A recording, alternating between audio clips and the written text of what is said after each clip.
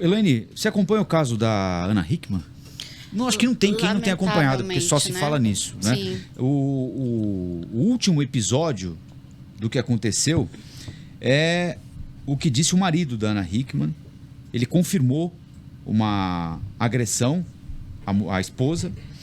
Disse o seguinte pro UOL: quando eu vi aquela nota, ele está se referindo a uma nota que denunciava a agressão, né?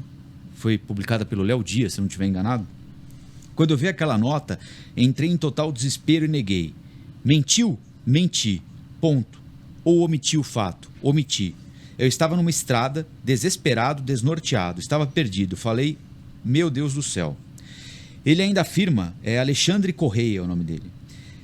Afirma ainda que ficou em pânico com a repercussão do caso, classificado, segundo ele, como uma desinteligência entre casais.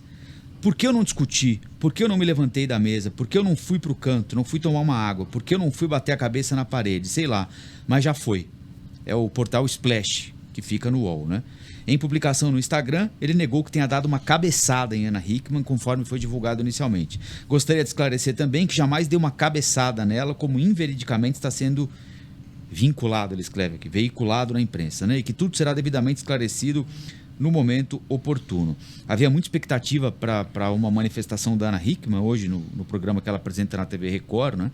Hoje em dia, ela, ao fim do programa, disse que não se sente pronta para falar sobre o assunto, agradeceu as mensagens e disse: assim que estiver mais forte, trarei tudo o que está no meu coração. Olha, é muito complicado.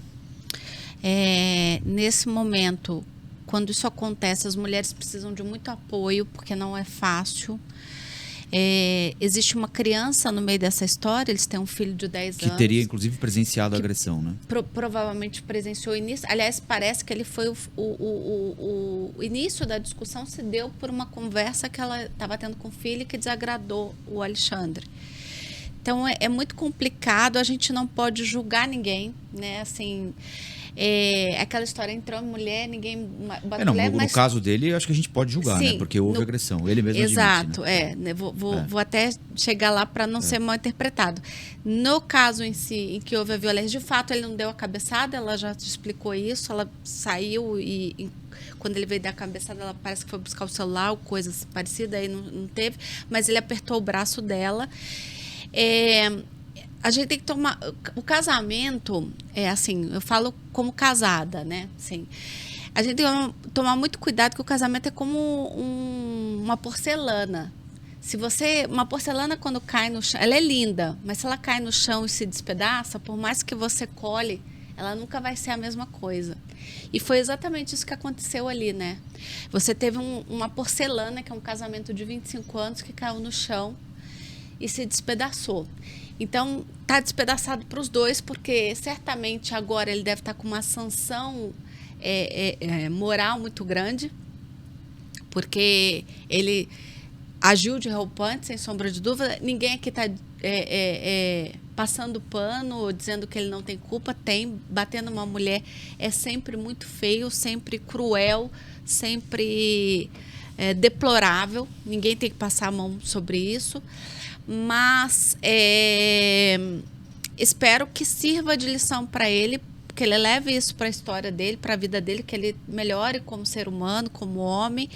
E para ela a gente só tem que dar todo o apoio, porque ela tem um filho para criar, um filho que está acompanhando tudo isso, porque lamentavelmente os pais têm vida pública, né, uma imagem pública, então isso toma uma outra proporção, né, que o filho, se pudesse talvez escolher, certamente preferia que isso tivesse ficado no anonimato, né? Mas tá a vida do pai e da mãe exposta aí, o menino tem 10 anos, ele já sabe que está tudo exposto. Então a gente tem que tomar muito cuidado, né? Tem que dar muito apoio a essa família, né? Que o Alexandre ponha a mão na consciência e aprenda com esse grave erro dele, né? Quando eu digo ninguém põe a colher, porque assim, acho que vale ele parar para pensar, pedir perdão para que eles não sigam juntos, mas que eles possam ter pelo menos um mínimo de convívio saudável pelo filho, porque tem um filho nessa história, né? E você não precisa virar inimigo de uma pessoa. Você simplesmente não tem mais que conviver com ela. Porque se foi feito uma vez, serão feitas outras vezes. Eu acho que só aproveitando, acho que aqui é o gancho entre o caso particular e uma questão da sociedade. Né? Um debate mais... que é o problema de violência de gênero. E aí, acho que não tem dúvida, né? A violência é masculina, né? A violência de gênero sempre ela é masculina.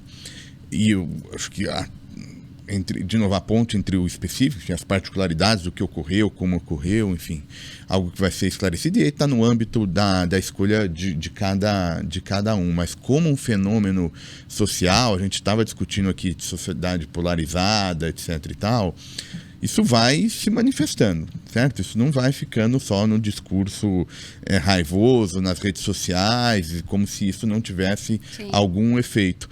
Não é claro, o canal não é tão direto, vai precisando do tempo para ser acumulado, mas ele vai aparecendo. Os dados de violência contra as mulheres, por exemplo, só tendem a crescer a despeito de, em tese, aumentar a institucionalidade.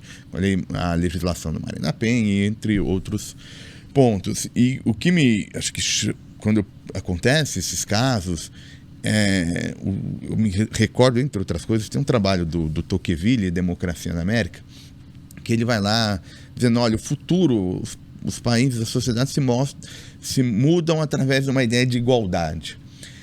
E como é difícil a gente chegar nisso, né? E ainda tem alguns espaços da nossa sociedade muito desiguais. E acho que nesse caso, na questão de gênero, efeitos de violência é muito desproporcional, enfim, que agora a justiça se faça feita, enfim, porque aí acho que é o ganho, em tese, de chamar a atenção para esses casos e ter justiça para que se evite, vamos construindo um outro tipo de sociedade. Desse ponto de vista, há esse aspecto, né? Que não é um aspecto positivo, mas é algo que a sociedade pode extrair de episódios assim, especialmente quando acontecem, como a Elaine lembrou, com figuras públicas. Não é? O que para a figura pública em questão, para o indivíduo, pode ser um massacre, né? Para ela, estou pensando nela e na criança especialmente, né? Do ponto de vista midiático, de fato, acaba se transformando num massacre, né? Mas para a sociedade é uma forma de expor um problema que está aí, muitas vezes na casa de todo mundo. Para quem não tem voz, né? Para quem não tem voz. Eu quero até me justificar. Quando eu falei em quem banha a colher, porque eu tô acompanhando desde ontem esse caso, e tem muita gente repercutindo isso na internet. E para quem está de fora, é fácil falar, é fácil apontar o dedo, mas, gente, se coloque na posição dela, né? É muito ruim, porque ela está vivendo como um luto. Você acabou num rompante um casamento de 25 anos com uma pessoa que você confiava, pai do seu filho presenciou, seu filho agora tá tendo que conviver com esse escândalo na mídia. Então, eu acho que a gente tem que tomar muito cuidado, assim, nessa colher que a gente coloca, né? Tem que ter muita dosimetria porque quem tem que resolver é o casal ali. Por mais que a gente dê todo o apoio para ela vai ter que, com ela sozinha, superar esse trauma, que é um trauma, né? Restabelecer a vida dela, né? De alguma forma, tentar conviver com esse homem que é pai do filho dela, não conviver no mesmo teto, não estou dizendo isso, mas ter o mínimo de uma relação civilizada para que não tenha aí nenhum percalço para o filho, né? Me parece que você está chamando a atenção, né, para uma ideia, se do ponto de vista, quando acontece com alguma celebridade, enfim, alguma figura pública, chama a atenção, todo mundo debate, todo mundo repercute, e tem esse lado bom, não só pelo caso, mas para chamar a atenção por um problema de quem não tem acesso a isso, né? E às vezes a pessoa nem sabe que é um problema, né? Porque vive debaixo de porrada, de violência e acha e não que toma aquilo como um perfeito. A vida é assim, né?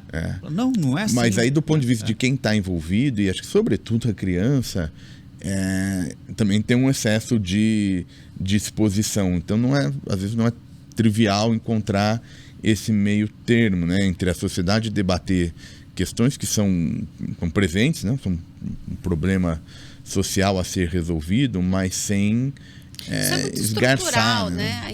infelizmente, a gente ainda vive numa sociedade patriarcal, onde o homem tem que ser essa figura do todo-poderoso, dentro de casa, o último até a palavra. A gente ainda vive, querendo ou não, numa sociedade patriarcal, ainda que as mulheres já tenham conquistado muito do seu espaço.